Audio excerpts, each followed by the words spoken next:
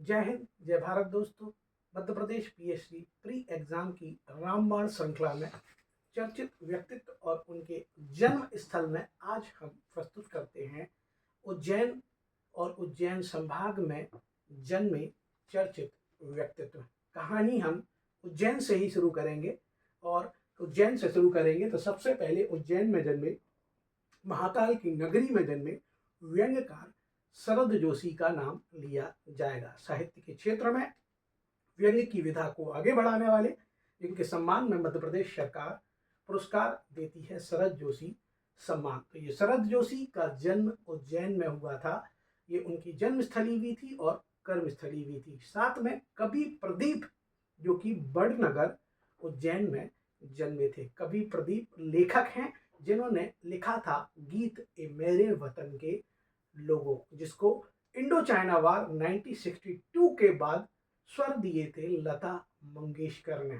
ए मेरे वतन के लोगों, जरा आंख में भर लो पानी। मध्य प्रदेश का नाम रोशन करने वाले उज्जैन के बड़नगर में जन्मे कवि प्रदीप, जिनका वास्तविक नाम रामचंद्र द्विवेदी है, ध्यान रखना। और ये वास्तविक नाम भी पूछे जा रहे हैं। उज्जैन के बाद हम जाते हैं उज्जैन से लगे हुए देवास जिले में, और देवास जिले में जन्मे थे चित्रकार विष्णु चिंचोलकर। जिन विष्णु चिंचोलकर के बारे में एमपीपीएससी प्रश्न प्री में पूछ चुकी है, वो विष्णु चिंचोलकर जन्मे थे चित्रकार देवास में। अब बात करेंगे कैलाश जोशी की, जो कि हाट पिपलिया देवास, हाट पिपलिया तहसील में देवास में जन्मे थे।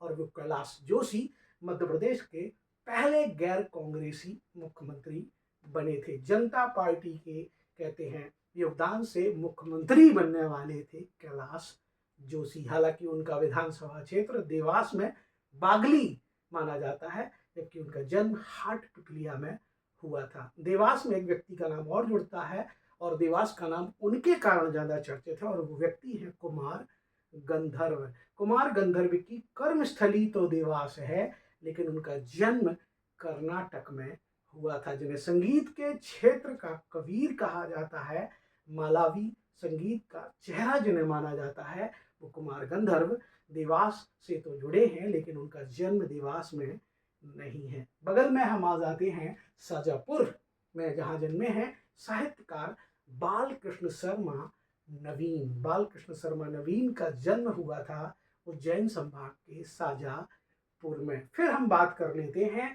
आपके कहते हैं नीमच, शाजापुर से लगे हुए नीमच। आगर मालवा में किसी बड़े व्यक्ति का जन्म नहीं है, तो हम उसकी चर्चा नहीं कर रहे हैं। लेकिन कहते हैं आपके नीमच में जन्मे हैं रंगकर्मी बाबा डिंके, जिनका नाम हमने ऊपर लिख रखा है। बाबा डिंके रंगकर्मी है, इनका जन्म नीमच में हुआ था। और चर्चित पुरातत्वविद भीमबेटका की गुफाओं की खोज करने वाले वाकड़कर का जन्म भी मध्य प्रदेश के नीमच में हुआ था। अब हम ऐसे दो लोगों का नाम लेंगे जो जन्म के समय तो मंदसौर क्षेत्र में जन्मे थे, लेकिन मंदसौर के विभाजन से जब नीमच बना तो वो क्षेत्र मंदसौर से हट के नीमच में चला गया। तो ध्यान रखना, अगर एग्जाम में इनका नाम आए तो इनका वर्तमान जन्म क्षेत्र, जन्म स्थल नीमच जिले में आएगा। हम बात कर लेते हैं सुंदरलाल पटवा की, जो मध्य प्रदेश के मुख्यमंत्री हुए और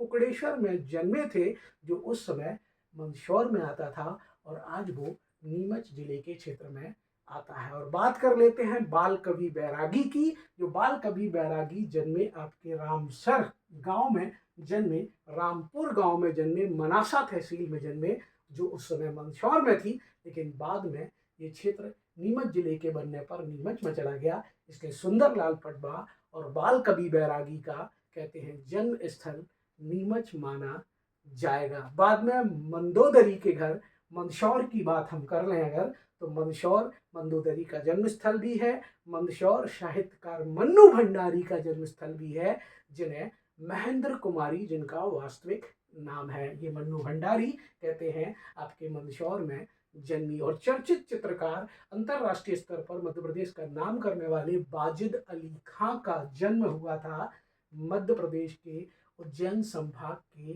कहते हैं मंदसौर में। अब बचता है रतलाम, और रतलाम जो रतलामी सेब के लिए चर्चित है, जिसे जीआई टैग भी मिला हुआ है, उस रतलाम में जन्मे थे मध्य प्रदेश के मुख्यमंत्री कैलाश नाथ काटजू।